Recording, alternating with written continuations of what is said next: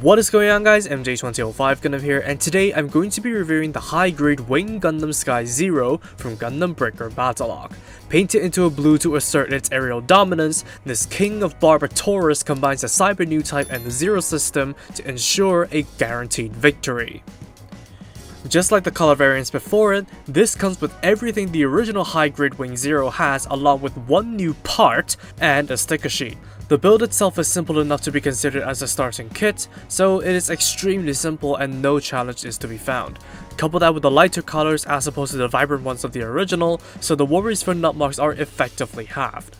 But that lends it the status of a beginner-friendly build, but don't expect anything new from it if you've built any version of the high-grade Wing Zero.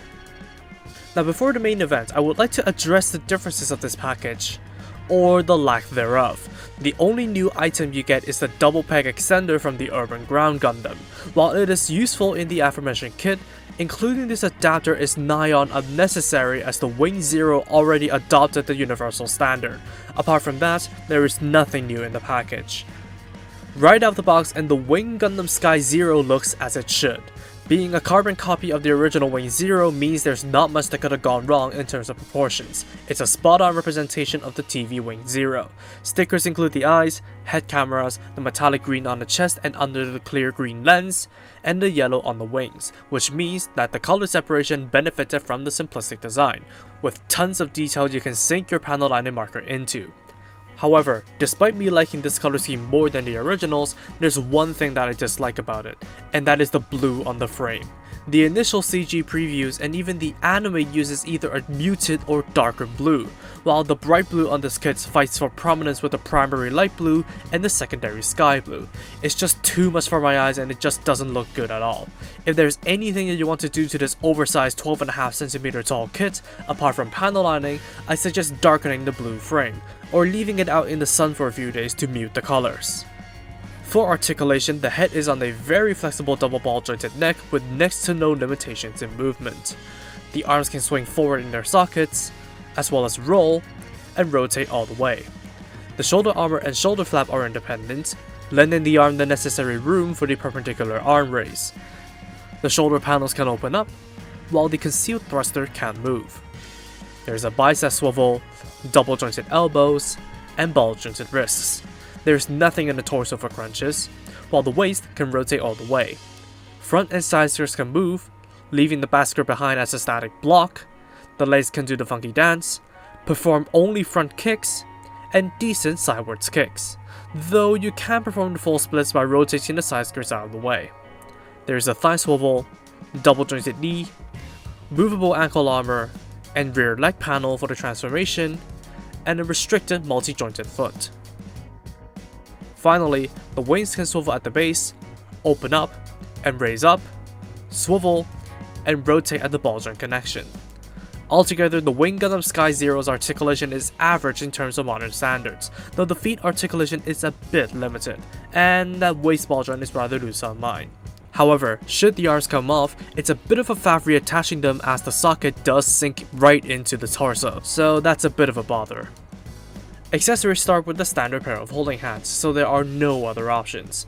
Weapon-wise, there is a set of clavicle machine guns hidden underneath the light blue covers, but there is no solid way for the covers to rest on the machine guns for deployment, so you'd have to bet on your luck or remove them entirely, like the effect of the Metal Robot Damashi figure. Secondly, the beam sabers can be used with the included SB13 beams and offer the standard sword functionality. Unfortunately, there is no shoulder storage for the handles despite the opening panels.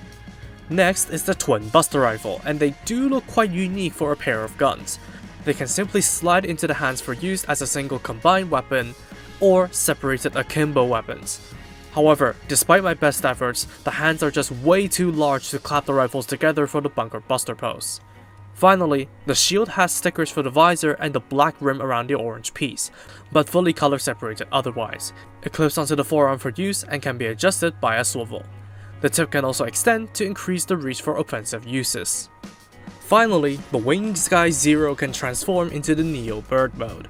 It is a simple process of spinning the head and waist, dropping the shoulder armor, activating the reverse knees, opening the leg panels, swapping the feet thrusters onto the dummies before plugging them onto the body, opening the wings, stowing away the handles of the rifles and plugging them onto the shield, stowing away the shield clip, and plugging the whole assembly onto the backpack. It's a very simple transformation that does the job somewhat well. The disguise can still be busted from underneath, but at least it's not as egregious as some that share the same transformation process. I'd say it's still a solid display option.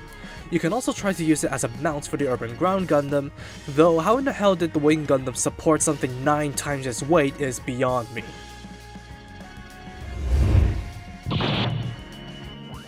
In conclusion, the high-grade Wing Gundam Sky Zero is a suit yourself. I needn't say much, there's nothing really in the package to warrant that extra purchase. Make no mistake though, this kit has a good base to work with, and it can perform almost anything that you'd want from a TV Wing Zero.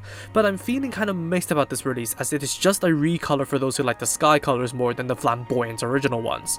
There are so many other ideas for good kits that would benefit as much as the reference version to replace this release with, but unfortunately, what's done is done. And while the Wing Gundam Sky Zero is a good kit in and of itself, it definitely doesn't evoke any incentive to warrant its purchase to begin with. Not unless if you like these colors better than the original, or just looking for a version of a high-grade Wing Gundam Zero.